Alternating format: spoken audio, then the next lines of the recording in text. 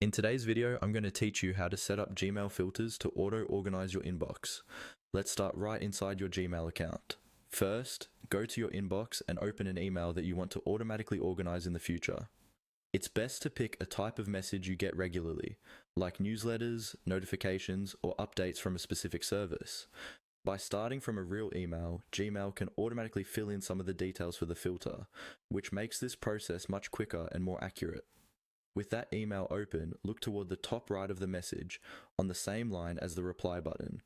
You'll see an icon with 3 vertical dots. This is the More menu for that specific email. Click on those 3 dots to reveal a drop-down list of options related to the message. From that drop-down menu, find and click on Filter Messages like these. This tells Gmail you want to create a rule based on this email's characteristics, such as who it's from or the subject line.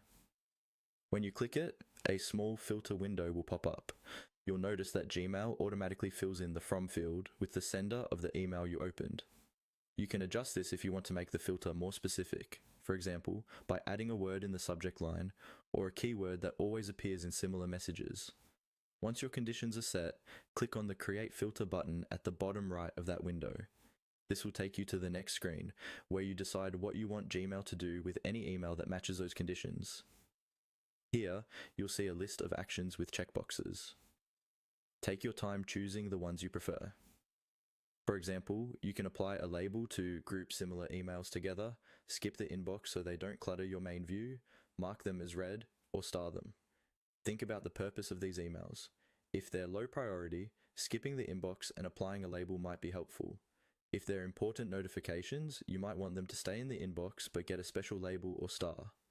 After you've checked all the actions you want, confirm your choices by clicking Create Filter again.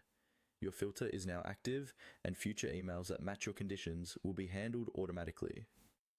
If you realize you want to fine-tune the conditions, you can click Back to Search Options from the Filter Setup window to adjust things like the sender, subject, or keywords before finalizing the filter.